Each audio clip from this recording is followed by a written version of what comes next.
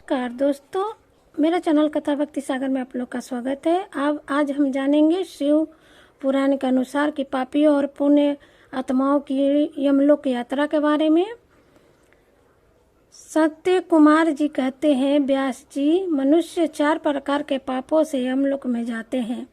यमलोक अत्यंत भयदायक और भयंकर है। वहाँ समस्त देहधारियों को विवश होकर जाना पड़ता है। कोई ऐसी प्राणी नहीं है जिन्हें जो यमलोक न जाने जाते हो। किए हुए कर्मों का फल कर्ताओं को अवश्य भोगना पड़ता है, इसका विचार करो। जीवों में जो शुभ कर्म करने वाले सौम्यचित्त और दयालु हैं, वे सौम्य मार्ग से यमपुरी के पूर्व द्वार को जाते हैं। जो पापी पाप कर्म परायण तथा दान से रहित वे भयानक दक्षिण मार्ग से यमलोक की यात्रा करते हैं। मार्गलोक से 86,000 योजन की दूरी लांघकर नाना रूप वाले यमलोक की स्थिति है, यह जानना चाहिए। पुण्य कर्म करने वाले लोगों को वह नगर निकटवर्ती से जाना पड़ता है, परंतु भयानक मार्ग से यात्रा करने वाले पापियों को वह बहुत ही दूर स्थित दिखाई देता है। वहाँ का मार्ग कहीं तो तीखे कांटों से युक्त है, कहीं कंकड़ों से व्यक्त है, कहीं छुछेरों की धार के समान तीखे पत्थर उस मार्ग पर पड़े हैं, कहीं बड़ी भारी कीचड़ फैली हुई है। बड़े छोटे पातकों के अनुसार वहाँ की कठिनाइयों में भी भारीपन और हल्कापन है। कहीं कहीं यमपुरी के मार्ग पर लोहे की सुई के समान तीखे डाफ फैले हुए हैं। तदपरांत यमपुरी के मार्ग की भीषण यातनाओं और कष्टों का वर्णन करके सनक कुमार जी ने कहा, व्यास जी, जिन्होंने कभी दान नहीं किया है वे लोग भी इस प्रकार दुख उठाते हैं और सुख की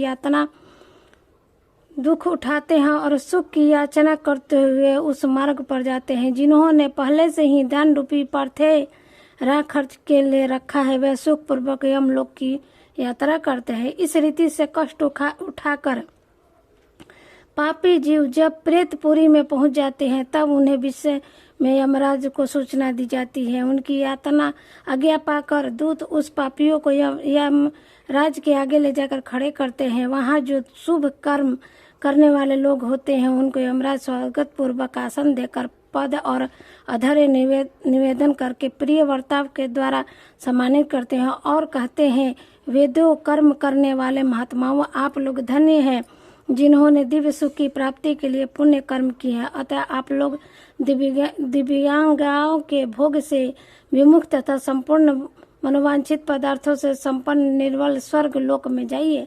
वहाँ महान भोगों का उपयोग करके अंत में पुण्य के छिन्न को जाने पर जो कुछ थोड़ा सा अशुभ शेष रह जाता है, उसे भी यहाँ आकर भोगिएगा। जो धर्मात्मा मनुष्य होते हैं वे मानो यमराज के लिए मित्र के समान है। ये यमराज के सुखपूर्वक सौम्य धर्मराज के रूप में देखते हैं, किंतु जो कुर्य कर्म करने वाले होते वे यमराज को भयंकर रूप में देखते हैं। उनकी दृष्टि में यमराज का मुख दाढ़ी के कारण विकराल जान पड़ता है। नेत्र टेढ़ी भव से युक्त प्रतीत होती है।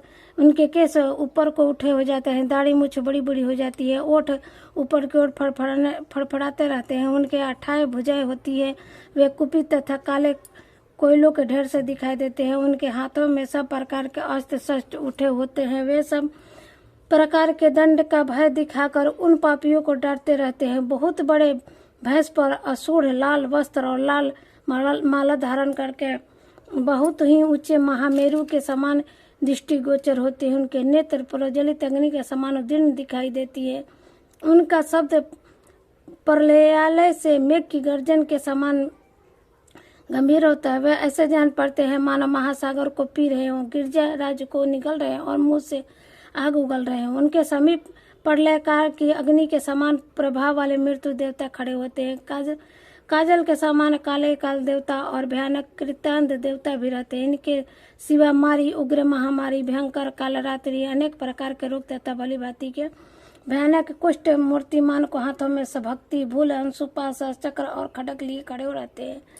ब्रज तुल्य मुख धारण करने वाले रुद्रगण, क्षुद्र, तरकस और धनुष धारण किए वहां उपस्थित होते हैं। सभी नाग प्रकार के आयुध धारण करने वाले महान वीर पूर्व भयंकर, उनके अतिरिक्त असंख्य महावीर यमदूत जिनकी अनकांति काले कोयले के समान काली होती है। संपूर्ण अस्त्र शस्त्र लिए बड़े भयानक जान पड़ते हैं। ऐसे परिवार से घिरे हुए घोर यमराज तथा विष्णु चित्रगुप्त को प्रतिष्ठित प्राणी देखते हैं। यमराज उन पापियों को बहुत कर डरते हैं और भयानक चित्रगुप्त धर्म युक्त वचनों द्वारा उन्हें समझाते हैं। तो इस तरह जो पापी होते हैं वो कैसे जाते हैं स्वर्ग में और पुण्यात्मा कैसे जाते हैं, इसकी हमने वर्णन की है।